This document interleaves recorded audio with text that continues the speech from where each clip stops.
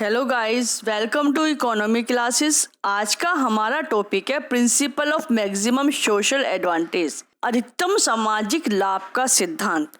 हमारे इस टॉपिक के मेन पॉइंट्स हैं मीनिंग, डेफिनेशन, एग्जम्पशन, एक्सप्लेनेशन।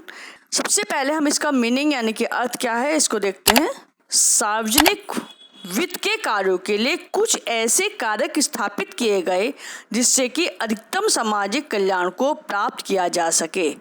इसी कारण इस सिद्धांत को अधिकतम सामाजिक लाभ का सिद्धांत कहा जाता है। इस सिद्धांत का जो प्रतिपादन डॉक्टर डॉल्टन के द्वारा किया गया है।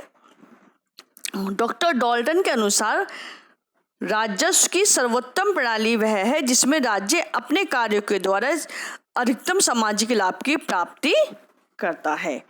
अब आते हैं इसकी क्या परिभाषा दी गई है। प्रोफेसर पिगू ने इस सिद्धांत को अधिकतम कुल कल्याण का सिद्धांत तथा अन्य अर्थशास्त्रियों ने इसे लोक वित्त का सिद्धांत कहा है। डॉक्टर डॉल्टन के शब्दों में परिभाषा है, लोक वित्त की सर्वोत्तम प्रणाली वह है जिससे राज्य अपने कार्यों के द्वारा अधिकतम सामाजिक लाभ की प्राप्ति की करता है। यानी कि डेफिनेशन जो दी गई है वो प्रोफेसर डॉल्टन के द्वारा ही दी गई है। उनके अनुसार कोई भी वह उत्पादक है अथवा नहीं, इसकी जांच आर्थिक कल्याण की उत्पन्न मात्रा से की जानी चाहिए। डॉक्टर के मूल में एक बुनियादी सिद्धांत ये है कि हमें अधिक से अधिक सामाजिक लाभ की प्राप्ति हो सके। अब आता है इस सिद्धांत की क्या क्या एग्जम्पशंस हैं, क्या क्या मान्यताएं हैं। अधिकतम सामाजिक लाभ के सिद्धांत की क्रियाशीलता 3 मान्यताओं पर आधारित है। पहली है सार्वजनिक व्यय से प्राप्त सीमांत उपयोगिता तथा करों के भार से उत्पन्न सीमांत त्याग बराबर होना चाहिए। यानी कि जो सार्वजनिक व्यय है, जो भी गवर्नमेंट खर्चा करी है, उससे जो भी उपयोगिता हमें मिल रही है, जो भी लाभ हमें मिल रहा है और जो भी गवर्नमेंट ने टैक्स लगाए हैं, उन टैक्सों की वजह से जो भी हमें त्याग हो रहा है वो आपस में बराबर होने चाहिए।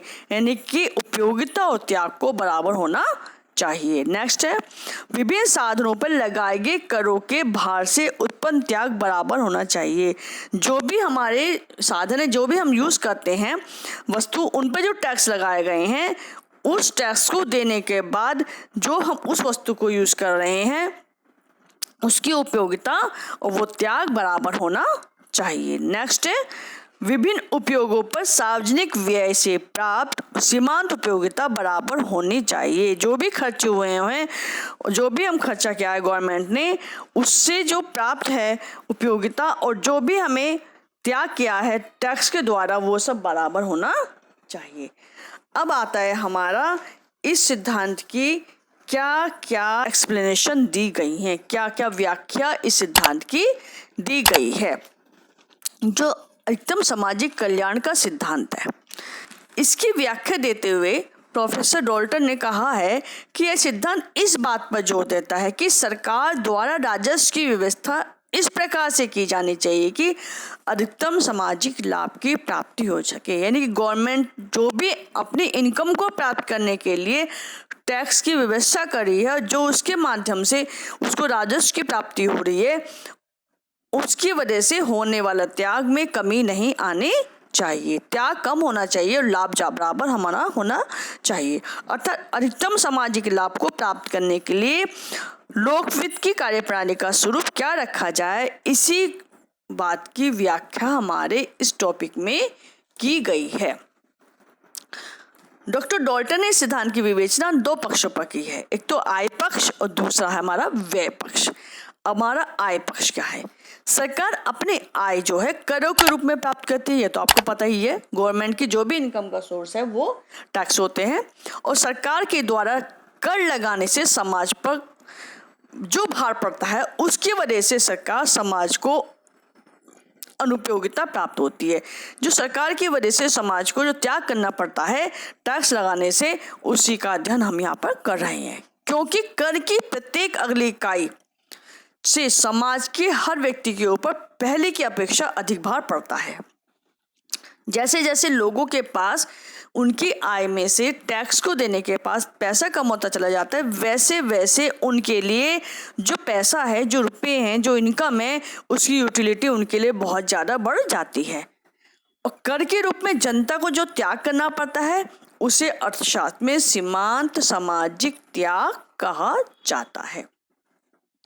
दूसरा पक्ष क्या है, दूसरी साइड क्या है, व्यय पक्ष। अब सरकार ने कर के द्वारा जो भी आय को प्राप्त किया है उसको सामाजिक कार्यों में खर्च करती है, तो उस व्यय से समाज को उपयोगिता मिलती है। जो समाज के लोग हैं उस खर्च किएगी जो भी गवर्नमेंट खर्च करिए उन चीज़ों से उनको उपयोगिता यानी कि लाभ मिलती है। लेकिन सीमांत उपयोगिता ह्रास नियम के लागू होने के कारण समाज के लोगों को जो संतुष्टि प्राप्त होती है उसे अर्थशास्त्र में सीमांत संतुष्टि कहते हैं। इसके जो आगे के जो हमारे टॉपिक के पॉइंट्स हैं हम इन पॉइंट्स को फिर नेक्स्ट वीडियो में देखेंगे।